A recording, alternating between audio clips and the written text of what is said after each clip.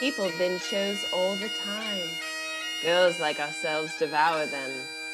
Children are put to bed early by their parents, hopefully to not be seen again that night. Housewives take the grocery money and invest in Starz to watch seasons 5. All episodes are consumed, eventually. Woo. ... Welcome, nerdy knights of the well-rounded table to Bohemian Geek Studies, where we take those extremely dorky dives into our favorite fandoms. I'm Lady of That Thirsty Lake, Sara O'Connor. Welcome, welcome. Hi, I'm your ginger host, Colleen McMillan. The end of this season was something. Like, I'm gonna need a bigger drink because, dang. Yeah, that was intense. Bonjour, everyone. It's your favorite French lassie, Flo Siegel, and I have to agree with that. We're going to be getting into it this episode because this was intense. So the BGS ladies, through many very thirsty discussions, decided to let you in on what has been a series of frantic text exchanges and begin a detailed dorky dive into the sexy historical world of Diana Gabaldon's Outlander, a Starz show adapted from novels. And today, this is the end, you guys. This is the end, the final countdown. I know, until the next season comes. So this is it. This is goodbye. Be warned, we will be talking heavily, and today really quite heavily, about mature content, as well as discussing sensitive topics such as sexual violence and rape. So make sure the barons are out of earshot. With that, je suis prêt for a recap of episodes 7 through 12 of season 5. Cinco. So to kick things off, Brianna sees Roger off to war after he sings the lovely little ditty, My Darling Clementine. Off elsewhere at a British camp, Jamie and Claire celebrate his 50th birthday with some birthday sex. Unfortunately, the Regulator Rebellion reaches a boiling point and Jamie is finally forced to face his fears and confront the consequences of his divided loyalties. Fortunately, history buff Brianna remembers crucial details about the Battle of Almanance Creek, causing Roger to risk his safety and go behind enemy lines to talk to Murtaugh and to save some of his ancestors, or at least he's trying to. Yeah. Jamie enters the battle in a British uniform, and though he looks good, we hate to see it. It was awful. Yeah, but he does look really good. He looks really good. He looks really fly. Man knows how to wear a jacket. Man, does red look good on him. Woohoo! And even better off, let me tell you what. Amen. When a regulator tries to shoot Jamie, Murtaugh saves his life only for one of Jamie's soldiers to shoot Murtaugh immediately afterwards, which was absolutely tragic. Tragic. Jamie brings Murtaugh to Claire, but he is already dead. Jamie declares his obligation to the crown finished and throws that red coat at Tryon's feet. His heart is broken. Mm-hmm. The episode ends on a cliffhanger with Roger being possibly hanged to death. Yeah, dude, what a cliffhanger. That was, I mean, obviously I don't like Roger, but I still don't want him to be hanged. No, yes. That was like, oh my. Especially after just seeing Murtaugh die and then having that, it's like too much. Yeah, this was a brutal end of a season. Like, just the last 6 episodes were just brutal. 100%.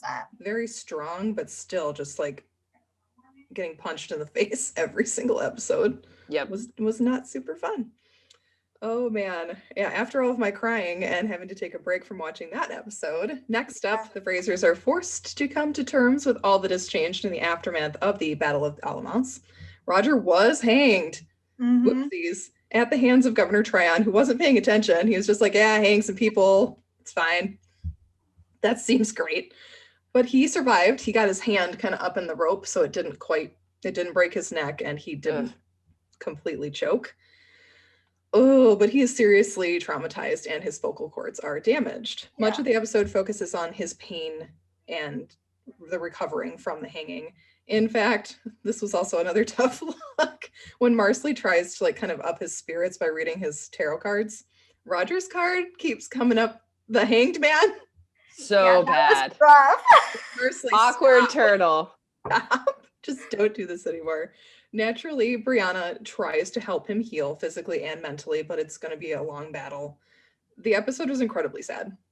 It was awful. Like, no matter how much we drag on Roger, this was horrific, and it was really well done. It was very beautifully done, but it was just that silent movie theme that kept repeatedly showing Roger's hanging was so brutal. I was not prepared for it. I was surprised that they kept showing it time and time again, because I mean the message sunk in. Yeah. That was like the very PTSD symptom. Anything could trigger it, and then it would just keep replaying in his head. It's like, oh, this is very, very realistic to what somebody would probably be feeling in this instance. But oof, it was really tough to watch. We do get a little bit of happiness, kind of, later in the episode. Claire and Jamie are playing with Jemmy in the woods, and here comes young Ian, looking out of the great. He looks really good, guys. Friends, young Ian is a smoke show. Yeah, you don't get it. Young Ian could get it after staying with the Mohawk for so long. Like, I have never heard the phrase smoke show. Can you please define smoke show for us? Yeah, I've never heard smoke show. Like I can kind of guess by context clues, but please define. He's a hottie. He's a hottie. He's a smoke show. I mean, those Frasier genes are strong. Hello, the seed is strong. Yes. That kind of maturity looks very good on him, because he was really sweet. And the hair and the muscles and I like the dots on his face. Whole thing. Yeah, his tattoos. The whole package just looks great. It's like, hey, what's up, young Ian? And Rollo, of course, the dog. Not so young Ian. Yeah, hello, 20-something Ian. But of course, it can't be happy for this show ever. He isn't the same. He too, like Jamie and Roger, are haunted by something that has happened to him. And sadly, he contemplates suicide, which was tough. The whole episode, people were like, oh, is it Roger who took the hemlock route and is going to try and kill himself? Oh, no, it's young Ian. He kind of brews it into a tea.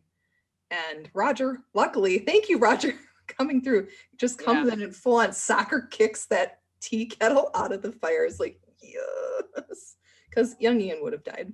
Yep. And that I was not here for that. Then Roger coming in clutch again, the first time really speaking since the hanging. Like, he'd said a few things, but nothing conversationally really. And this was just him like really coming out for his bro. Yeah.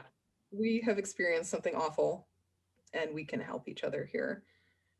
And he tells Ian, this part was really sweet, that he saw Brianna's face when he thought he was going to die. And that's kind of what kept him going and trying to live. It was like, and so that's after this and their little heart to heart, they finally return home and Roger finally speaks to Brianna after 3 months. He was quiet. It was like, that's a long time. That's a long time. I mean, it was so long. Here's my thing. Like, very sweet, Roger. We're here for you this episode. Well done, my dude. However, you saw Brianna's face and then you like gave her the cold shoulder for 3 months. Like, when you could have talked, at least be like, hey, I love you. Like, you kept me going. I just like need a minute. Mm-hmm. You know, I need a 3 months. 3-month minute. So give that to me and then we're good. That's mature. But yeah, this was a tough one. I will say, I also really loved the silent movie aspect for sure. I thought it was really, really, really well done. Mm-hmm. Especially because his life was so silent because he wasn't speaking. And so like, it was just really, really, really nice. I wasn't expecting that at all. Oh. It was a cool shift. Mm-hmm. And this is not going to be the only time today that we talk about that kind of dual look where we're dealing with someone's trauma and almost trying to, I don't want to say soften the blow for the viewer, but to at least give some breathing room from the trauma that is just seeping into everything in the episode. It gives them a concept that they can attach to instead of just having to watch pain over and over again. It's the battle fatigue kind of thing. Even though the silent movie was the battle part, you still got to step away from that occasionally and see other things. Like the paper airplane, I loved that, how Brie was talking about the paper anniversary. And for engineering, here we go. We get a little engineering from her here. And then when he throws it off the cliff, he's like, I'm letting go now. Like, I'm going to be okay. Yeah. And of course, young Ian's like, I saw you at the cliff. You were going to jump. And he's like, no. It's like, can't we pretend that airplanes in the night sky are like shooting stars? Come on, Ian. I mean, if we're going to quote songs, I'm going to start singing Birthday Sex for the last episode. That's true. That's true. All right, should we move on to episode 9? Yes, please. All right, so episode 9 is all about surviving at Fraser's Ridge, which is not that easy. Apparently not. Yeah, so tragically, Jamie is bit by a poisonous snake when they're hunting bison. Roger tries to suck the poison out of Jamie's thigh, which is super gross. And actually, like, my dad did that when I got stung by a bee one time, and it freaked me out then, and it freaked me out here too. So, a little vampire action going on. And for once in Jamie's life, he does not look good. Like, he is looking really rough as the poison takes hold in his system. Despite Roger and Jamie thinking that he dies in a fire at Fraser's Ridge, Jamie believes that he is going to die here. So Jamie asks Roger to kill Stephen Bonnett if he does die. This was tough. Like, for like a smidge, I also thought he was going to die here. I was like, wait, are we changing the past now? Like, is this what's happening? Is this how we do it? And Roger's the only one with him. I mean, come on, Roger. Seriously. When they reunite with Claire, she fears that she doesn't have the medicine to save him. And like, if Claire can't do it, nobody can do it. So that's pretty obvious to us as the viewer. She's super scared. I really liked how Jamie said, like, the fact that you're not yelling at me makes me really, really nervous because I know that it's super serious. Yep, exactly. And the issue, I was wondering how this was going to come back in from the last episode, but when Mr. Brown, that utter douchebag, crushed Claire's syringe full of penicillin, which is exactly what Jamie would have needed, I was like, how is this going to tie in? And here it is, tying in. It's crushed. This sucks ass. Yeah. Yes. But that's not all, folks. She may have to amputate his leg. Ugh. Really high up, too, on the thigh. Like that. Super high up. So that was a problem. And then the bison attack. So lots of things going on. Of course bison would attack. Just this random bison just chilling. Well, because sometimes there's locust, and then sometimes there's bison, and then sometimes there's snakes. It's like all the plagues, you know? It's the ranch plagues. So Lizzie and Jemmy are out doing laundry when the bison shows up and prepares to charge Jemmy. And I was like, no, thank you. We're not losing Jemmy here. This is horrible. So Brianna, she does like the super mom courage thing. And she just like makes herself big and yells until the beast turns its focus on her and then tosses her into the air. And I was like, no. And then Claire shoots the bison. So that was great. Brianna should be way more hurt, you guys. Yeah. She should be way more. I mean, she has the adrenaline going, but like after a couple of minutes, she should be like ragdolled. Like, I'm done now. My body is now done. I love how Claire just Oregon trailed that bison, though. Way to go. Way to go, mama. She crushed it. But even that's not all, because this episode is full of stuff. Marcelly's out in the woods, and she ends up giving birth to a healthy baby girl with Fergus's help, which was so sweet. Mm-hmm. And finally, Brianna saves the day. She uses her engineering skills to fashion a syringe out of the snake's fang, and that saves Jamie. Thank frickin' goodness. Wild. Oh my God, that part was insane because I was like, where's the snake head? Roger put it in his pocket for a reason. It's going to come up again. Yeah, I couldn't figure out how they were going to be bringing it back. I thought like maybe they were going to do some like voodoo or something with it. I was just like, I don't know what's happening. But here we go. This anti-venom, like she doesn't have the stuff to make that. I don't know. I didn't. So pretty much anytime a Frasier carries around a head, we shouldn't be alarmed because it's a plot point about to happen. Exactly. They're getting ahead of the plot, perhaps. Well played, Sarah. Well played.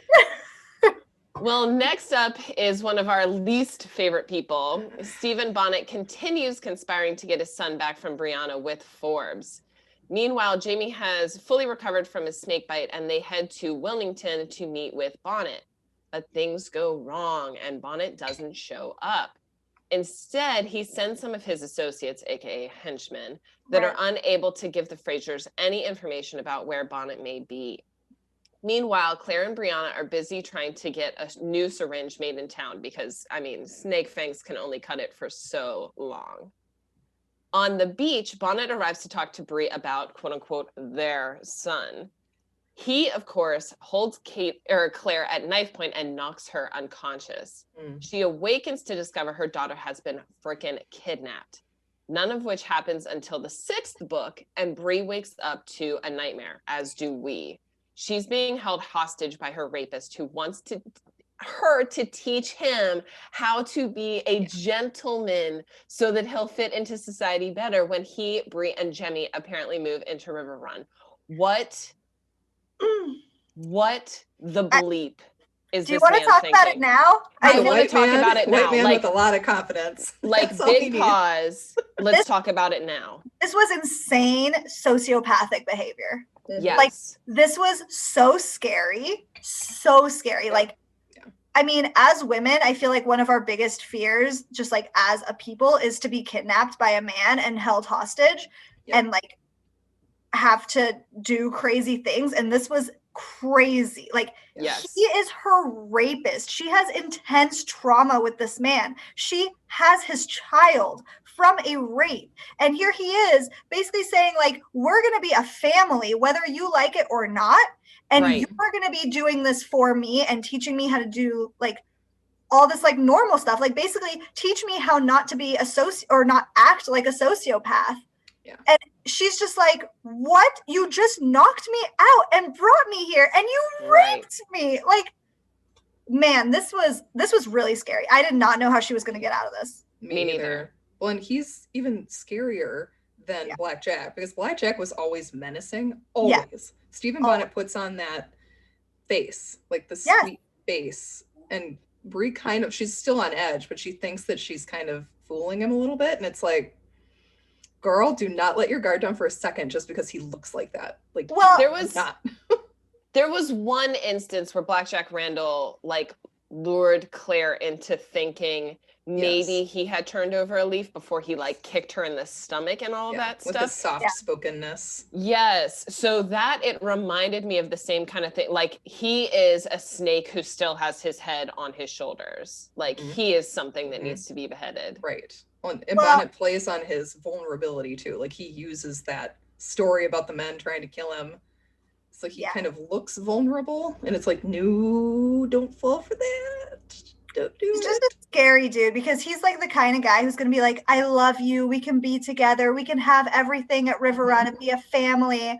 And it's like, he's pretty handsome and he's very charming. And it's like, if he hadn't raped her before, she probably would have believed that lie and then been stuck in this like horrific, abusive life. Absolutely. Very scary. Absolutely. Man. And because Bonnett is a monster, not only does he demand all of this, but he then makes Brianna watch him have sex with his favorite sex worker, Epi. Creepy. Like, why? Disgusting. Like, disgusting. Absolutely disgusting. Yeah.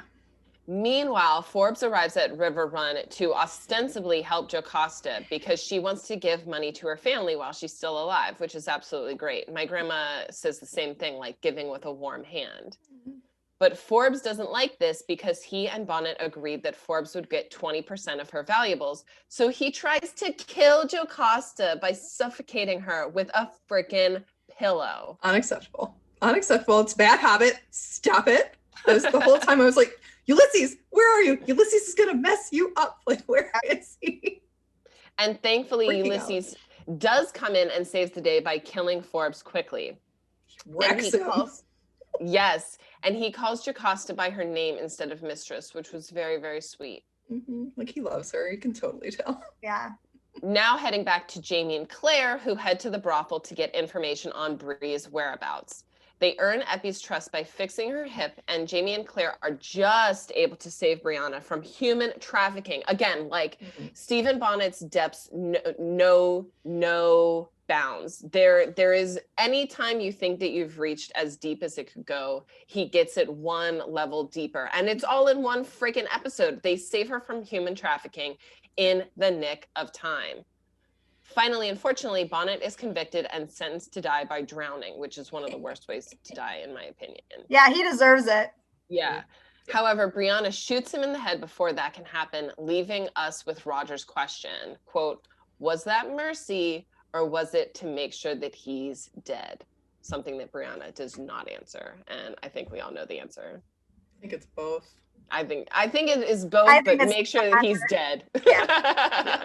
He is dead and done. Yeah, because if she really wanted him to feel pain and fear and suffering, she would have let him drown, but then she'd have to sit there forever and wait. Yep. So then she's like, just get it over with, and he's dead. I think the only mercy came because he's Jemmy's father. She knows that. And I think possibly. Do you think so? I think he is. I think in the book it's been confirmed one way or the other, but I can't remember which way. I'd have to ask Sloan. Okay. Well, because in some ways they were hinting, or at least theoretically hinting, that Jemmy was Roger's because of that like stone that cracked in his hands and felt hot, even though it felt cold to some of the other ones. And there was the theory that Jemmy was more likely to be Roger's because he had like extra traveling stone power. I see what you're saying, though, Flo. I'm just like, scientifically speaking, like Roger never came inside of Brianna, so it seems really unlikely, like really unlikely. But yeah, I think that would be the only mercy. I think she just wanted to make sure he was gone and out of her life forever. And for sure. She was right. Out of Jemmy's life. Like, yes, and out of Jemmy's, absolutely. Ugh, gross. Well, he's finally gone. Yay. Another villain bites the dust. We'll get some more villains soon. Way too soon, in my opinion. Really soon. Way too soon. They jammed so much plot into this season. It's insane.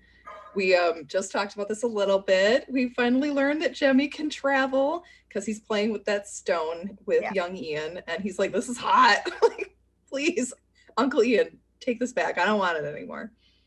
And once they figure this out, Roger and Bree are like, "Yeah, we need to leave. Like, we need to go home."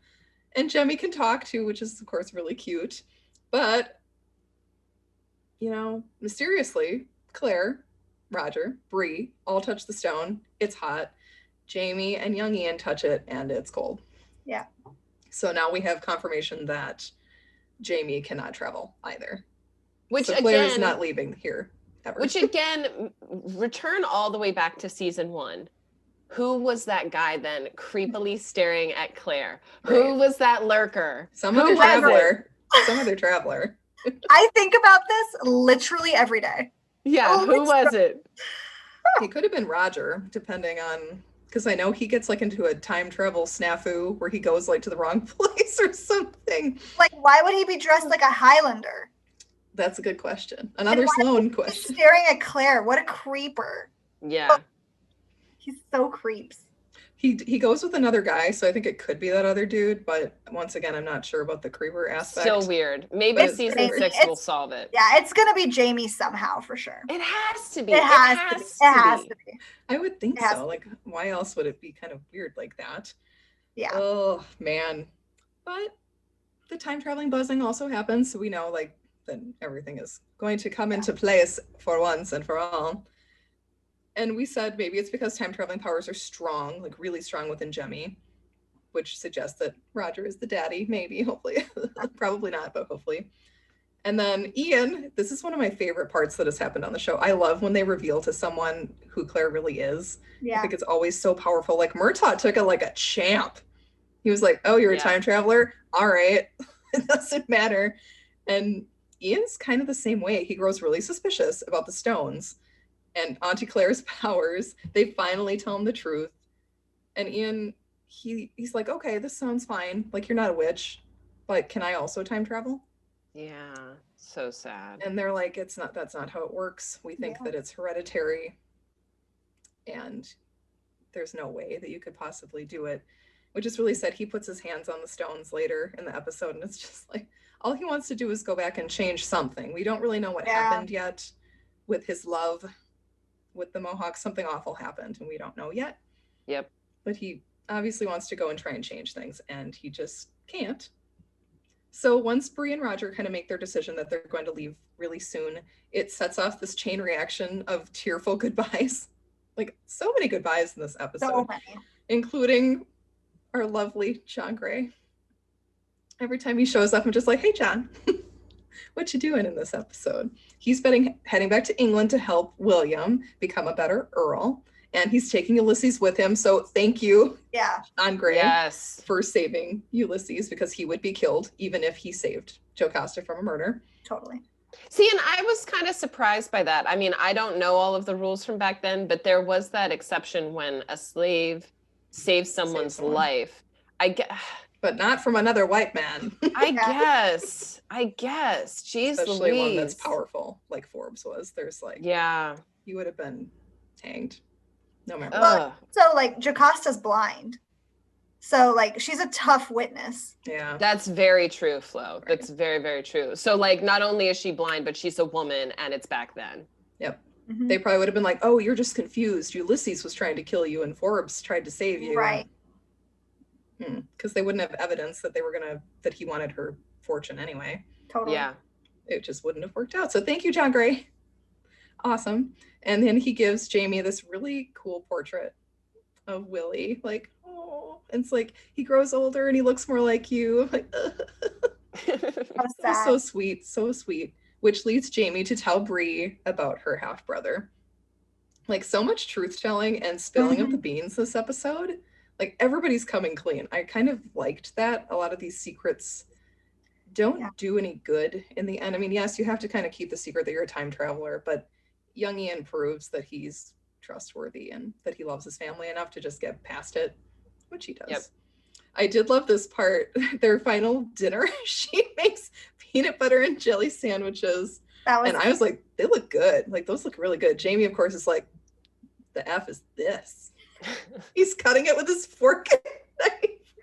He's very European, Colleen. Okay. Yeah. Well, they're not used to this. So he's like, "What is this?" Young Ian digs right in. He's like, "Oh yeah, like I can get this.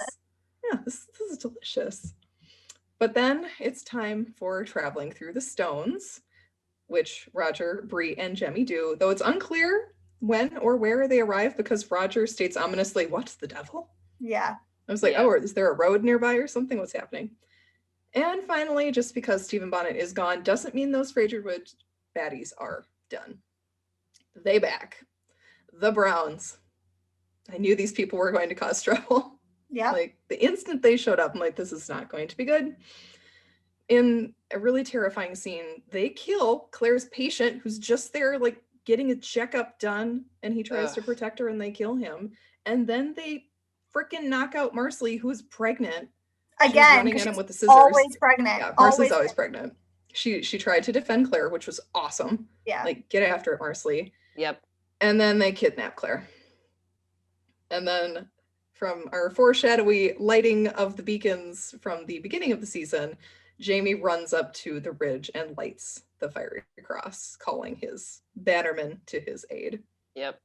Which was really cool. That scene was really cool. Yeah. But I hated the break-in. Not about this that goes life. to show they shouldn't have interfered, I suppose, with, I mean, at least that one married couple is happy. Or not married couple is happy. Right? It doesn't seem worth it. No. Well, Bree warned Claire about the medicine stuff. She warned her that it could have unforeseen consequences. And here consequences are. And it's horrible. Yeah. All right. Are we ready for this one? I am not ready for this one, but like plot on anyway. Yeah. Everybody, this next part and this next episode is really intense. So if you have not watched episode 12, which is titled A Safe Place, very ironically, just be warned if you're going to watch it that it is very difficult to watch. I actually could not watch it. I had to look away for about 15, like I wanted to do this podcast justice. So I tried as much as I could, but I just could not watch it. And so like, even though Starz had done a really excellent warning ahead of time, I almost feel like it was too gratuitous and the warning was not a lot sufficient for what we had to sit through. It was too much. They could have cut to her dream sequence instead of showing that. So if they're going to use it, just cut to it. I would agree that the warning was not enough because it was the same warning that we saw with Brianna and her rape. And her rape was much less, although horrifying, was much less graphic than this. Yeah. And it cut away. The scene. Absolutely. Yeah. And so it just seems like this should have had a much more intense warning at the top and not the same one, because this was not depicted in the same way at all. No. Not even in the same way as like when Jamie was tortured and raped. Right. Like, this was still more traumatizing than that. Yep. So we are going to get into it, but just be warned that it's a heavy episode and feel free to skip forward. Mm-hmm. So in the first 15 minutes of this episode, Claire is savagely raped and beaten by Lionel Brown and the men who abducted her from Fraser's Ridge. Like straight up for a very long time. Yep. Like, it goes on and on and on and on and on and on. And in different ways too. It was horrible. Just like, and nobody helps her. Nobody. That's the worst part, honestly, is like there's not one single man in here who is going to be like, can we not maybe? And like, what is happening? No, they like all take turns. It's like this horrifying gang rape. Yeah. Like where the one guy tries, he like gives her food, like half-heartedly tries. Really? Like, that's like the least amount of try that anyone could do. The absolute least. Unbelievable. Because he's afraid of her. Like he thinks I'm like angry right now about it. Oh yeah. So it's bad. Awful. It's so bad. Like, it was just really bad. Lionel threatens to take her to Brownsville to confess to the women for being Dr. Rawlings and writing the medical articles. And these scenes this is kind of like a WandaVision for those of you who are watching WandaVision. Yeah. They were interlaced with this fantasy world where Claire sees her family safe and happy and in the 60s. Yeah. They're like in this like contemporary, like modern beautiful house. Yeah, beautiful house, absolutely gorgeous. I think it's like Thanksgiving or Christmas or like it's a holiday. I believe it's Thanksgiving. Yeah. And so she and Jamie are like waiting for the kids to come. It's like this whole thing. And they're safe and they're happy, except for Brianna and Roger, who she imagines died in a car accident like Frank did. And it's just really, really brutal. Yeah. At the Browns camp, Claire meets a fellow time traveler named Wendigo Donner who wants to go home. And then back to Roger and Brianna, they actually did go through the stones, but they came back to the past a short while later because they were both thinking of home. Yeah. And I think that this was kind of a cop-out because we spent a lot of time last episode going through all of these goodbyes and they didn't pay off. So like, what were we watching all of those tearful goodbyes for if Brianna, Roger, and Jemmy just end up back in the past? Like, I get that they're relying on like, they were thinking of home and Fraser's Ridge is home, but you know what? They wouldn't have been trying to travel to a different home if Fraser's Ridge was truly their home. Like, this whole episode, frankly, makes me a lot of different emotions and none of them are that positive. Well, and they do go back. I mean, because Jemmy apparently has like some sort of, I think it's a heart condition, or he has some sort of illness where they have to go. Like they have to go to modern medicine. I don't remember which book that's supposed to happen in, because these ending books really start to run together.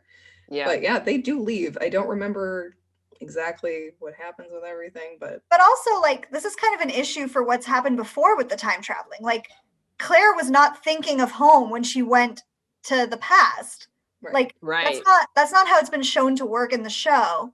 Exactly. So it's a little bit confusing that like she didn't even think that touching the stone would take her anywhere, and her home was with Frank. So it Great just doesn't point, really make Flo. sense. Thank you. Great point. So fortunately and finally, Jamie and the men of Fraser's Ridge arrive and they murder the Browns brutally and swiftly, except for Lionel, who they take for questioning. This includes Roger. Again, looking hot. It's like, throw that axe, my man. Like, I'm just saying, like, young Ian has me some sort of way. Whoo! So Roger ends up killing his first man, which is intense for anybody, but very intense for Roger, who's, like a scholarly kind of dude. Yep. Jamie saves Claire, and he doesn't know what to say until he finally mirrors what he told Roger after they found him hanged. And he tells her, "You are alive, you are whole." And that was really intense. Because of course, like, she's not whole, right? Like, she's changed forever from this Absolutely. experience, and it's horrifying. Mhm. So then Jamie takes Claire back alone. And this made me really anxious. Like maybe not travel alone on these roads right now. Like maybe make sure that Claire has as many people as possible around her who know her and can keep her safe. It made me really anxious. Yeah, I agree. This was a bad call, honestly. Yeah. And then Claire asks about Marcelly and the baby, who are fine, and Donner. And it turns out that Donner survived, so maybe we'll see him again. We would assume so, because they wouldn't just like introduce this time traveler guy and then not bring him back. So that's He's coming back. Apparently he was tied in with Stephen Bonnett though in the books, so I don't know how they're gonna do that, but oh, interesting. Here we go. Yeah, he's looking for poor Ottertooth. He's like, oh yeah, Ottertooth, how's he doing? Claire's like, oh, he did. Yeah, he's very I saw his skull though. I have it. It's in my bag. Yeah, would you like to check it out? It's in my cabin. No big deal. I love that he kept trying to like clue her into that he was a traveler. He's like, man in the moon. Do you know who Ringo Starr is? And she's like, what? Yeah, she was out of it. She's like, I was in medical school. Okay. I was very busy. And then, of course, like Claire has trouble processing her grief because Lionel is still alive. And that is until Marcelly, being a badass, kills him with hemlock infusion, which was awesome. I didn't take no oath. Yeah, exactly. She's such a G. And then finally, Claire can start truly healing, and she begins doing so in Jamie's arms, her safe place. Yeah, so sweet. That part was really sweet. Her body is just destroyed. Woo. I get that like Jamie's arms are her safe place, but like calling the episode like the safe place and having all of this go on just like again really grinds my gears because it was the most traumatizing bit of television I've ever watched. It was. Even her dream wasn't a safe space. Roger and Brianna were dead. Yes. And seeing Murtaugh and Jocasta together made her like happy, but also super sad. Like, yes, is this a safe place? Yep. Oh man. Oh, and another thing that friggin' Lionel did was tell Marcelly to smile. So no. Yeah. No thanks. Oh, and the brother, of course, is like, oh yeah, my brother totally reaped what he sowed, but also I'm probably gonna try and kill you too. Well, why don't we head to things that we should have watched and listened for so that in case our listeners had missed it, they'll get to hear about it now. Colleen, why don't you kick us off?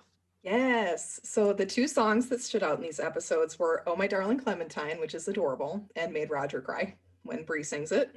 Yeah, that was beautiful. Tore my heart out. This is an American folk ballad. It's usually credited to Percy Montrose, but there are a couple people who kind of might have written it before him.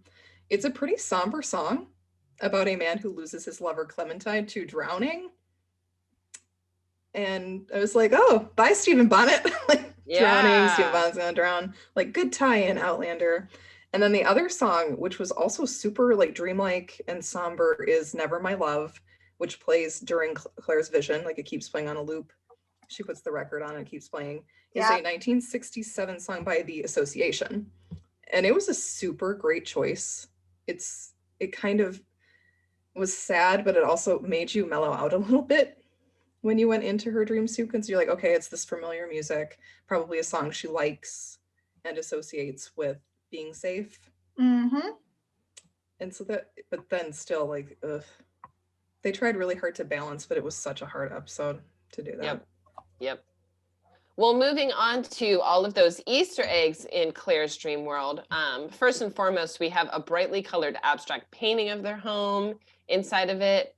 And also the house they're living in was featured on the magazine Claire looked at in an earlier episode before grabbing the romance novel. The pirate romance novel. Yes. Hey, Abernathy left there. Pirate romance novels are chef's perfect. Perfection. Next, Jamie wraps Claire in a tartan blanket, which has the Frasier colors, which was really cute.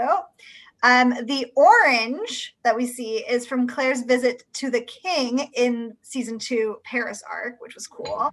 And speaking of Paris, Claire is wearing a brilliant red sheath dress, calling back to her time in France and her absolutely perfect red dress, like the best dress I've ever seen in my whole life. Absolutely. Mm-hmm. Claire always looks so good.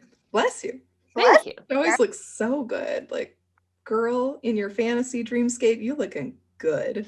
Oh, I did like how Jamie was kind of still wearing like an outlandery outfit though, with the peasant top. Right? Yeah, he looked good though. I was like, this is fine. He looks good. Next, we have the dragonfly toy, which harkens back to the dragonfly and amber, which was one of their kind of keepsake items that was lost at the Battle of Culloden. And then this one really got me again. The rabbit that Claire sees calls back to Jamie seeing a little bunny after the Battle of Culloden as well. That's a really good one, Colleen, that I had totally missed. So cute.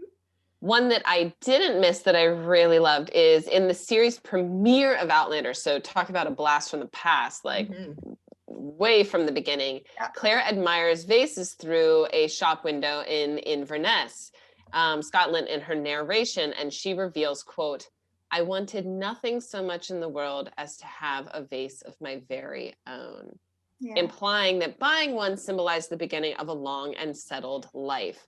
And in her vision, in her safe place, she has a lovely blue vase in her vision. Yeah. That's so sad. That was nice, but sad. It was just like a very surreal episode. Yes, super surreal. Yep. And the house, the painting of Fraser's Ridge too, kind of looked like it was on fire also. So I was like, yes. Oh, that's dangerous. Yikes. Good point out, Colleen. That could lead to trouble down the road. Whew. Well, why don't we talk about how historically accurate Outlander was in these past episodes? Flo. Sure. All right. So first of all, I love tarot cards and I love tarot reading too. But let's talk about the tarot. So Marcelly uses a deck of tarot cards to read hers and Roger's futures. Were these cards popular in the late 1700s? You bet. Yeah, buddy. Yep.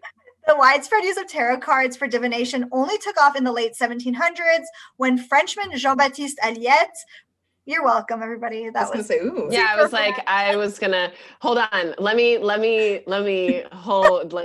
butcher this. John Baptiste Alienette. There you go. Almost. Alienette. Perfect. So he ended up publishing the first definitive guide to tarot card reading, and playing cards like these were thought to have originated in Egypt, but became very popular in Europe. And then, of course, our dude Roger keeps getting the Hanged Man. So the Hanged Man card suggests ultimate surrender, sacrifice, or being suspended in time. I like the suspended in time part. That's very cool. It's all of it. Yeah, poor Roger. It's just was not his season until the end when he got to help save Claire.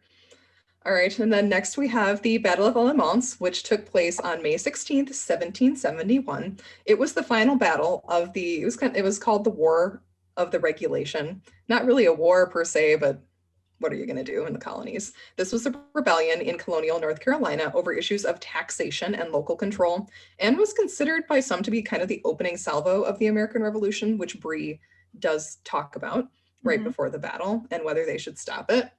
Because there was probably going to be another inciting incident for the American Revolution, but this is considered one of the bigger ones. The battle was named for nearby Great Alamance Creek. Though the regulators weren't exactly planning on overthrowing like the entire British government here, it made people take notice more of these taxation issues that kept coming up in the still developing colonies. People were like, should we be paying taxes for the rich men to build bigger houses? No. Well, we have no representation in Parliament. Like, especially when they thought they were British subjects. They're like, we're British. Why can't we get a vote in somewhere? Amen. Yep. So there we go. And next season, I'm guessing, here we come, American Revolution. It's going to be it. Well, right, because we got all these clues about like Paul Revere. I was like, where's Paul Revere coming in? Definitely next season. It's happening. Sweet. Well, since this is the finale of Outlander, not just of like the finale of season 5, but kind of from, we don't know when we'll get to talk about Outlander again next. I wanted to hear your ladies, what are your final thoughts about the series as a whole? And or what was your favorite season and why? Okay, who wants to go first?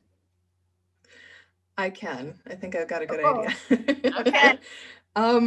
I like the series. It's not going to be my favorite series of all time, but it's enjoyable. It passes the time. they are beautiful people in period costume. Like, I'm pretty much gonna be happy watching it. That's like my thing. Like, yeah, exactly. Like, period romance, I'm in. Totally in. Although seasons 3 and 4 really dragged. There were some bright spots in there, but for the most part, they were inconsistent and slower. Season 1 is always going to be my favorite. Yeah. Just because Claire and Jamie's chemistry is insane.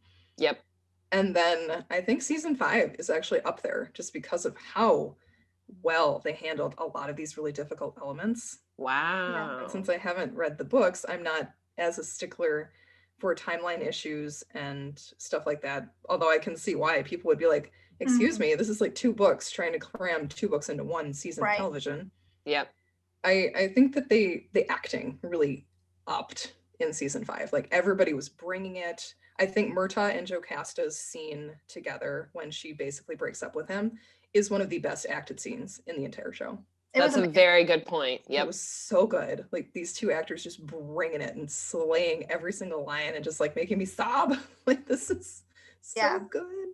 So yeah, overall I like it. I think it could have used a little more editing maybe in the 3rd and 4th seasons, although I don't see how they could do that until season 5 when they decided to jam 2 books together. So they could have done something like that in earlier seasons, but I'd say solid B+, although edging into A- considering the early 2 seasons and then this final season. Okay. How about you, Flo? I mean, there's no season like season 1 of Outlander. Yeah, baby. And let's be more specific. There is nothing like season 1, episode 7.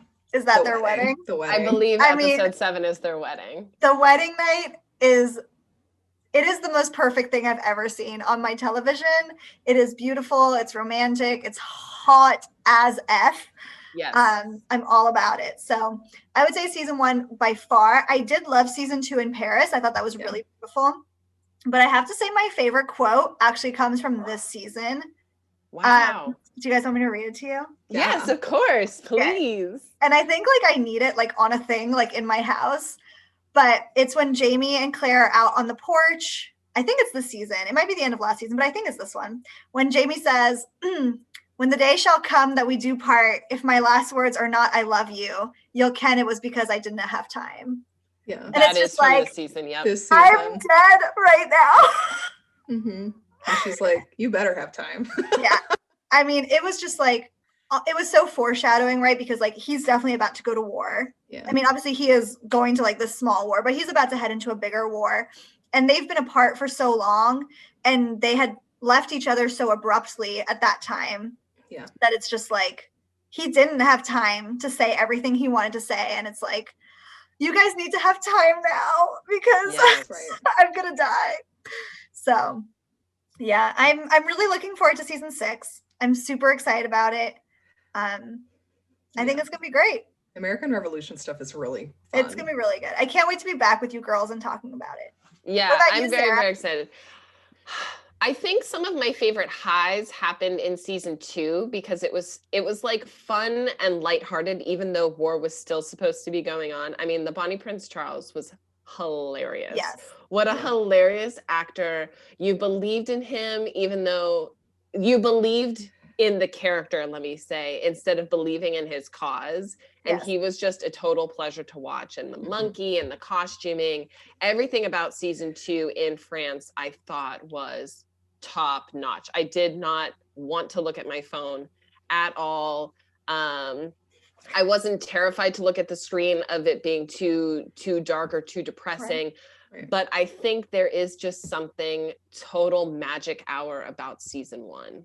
It's just, it's untouchable to me. I wish the other seasons were season 1, even though the characters have to age. I did want more of season 1. It just, like, I'm a little bit surprised, although this is why it's so great to have more than just one person, more than just one voice, that season 5 resonated with you ladies so much, because for me, it was just like barrage after barrage of something horrible happening that I'm just like, I'm nervous and excited for season 6 because I really like the show Turn. I don't know if you ladies have had a chance to watch Turn.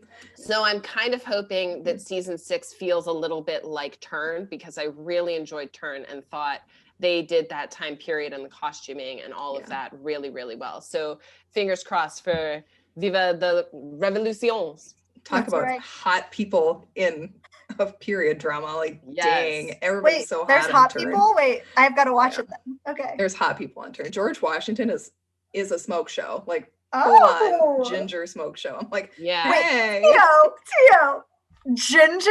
Oh yeah, he's a ginger. George Washington. I love gingers. Smoke Jefferson show. And Hamilton were all gingers. Yes, please. Yes, so it sounds like you've got to start watching Turn. Yeah, I'm starting tonight, baby.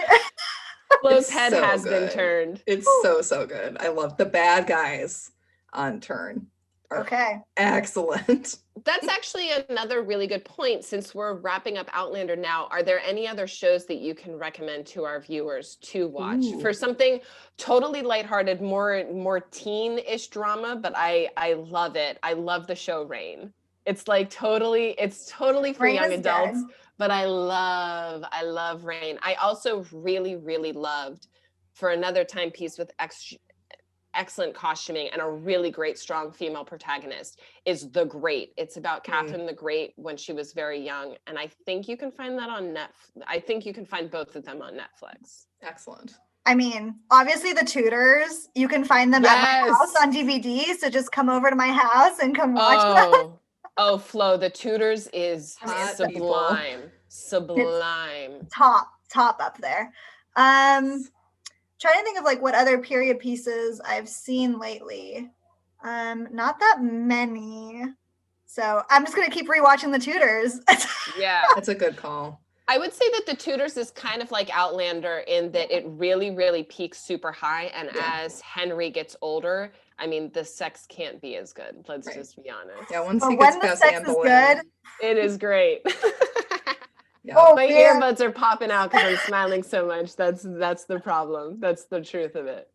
Oh man, which ones would I say? Wasn't Podark? Yeah.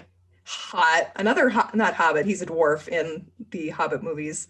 He is gorgeous. He's a dummy, but he's really gorgeous in Poldark. He's a Gryffindor to the extreme, which means hold my ale pretty much the entire freaking series.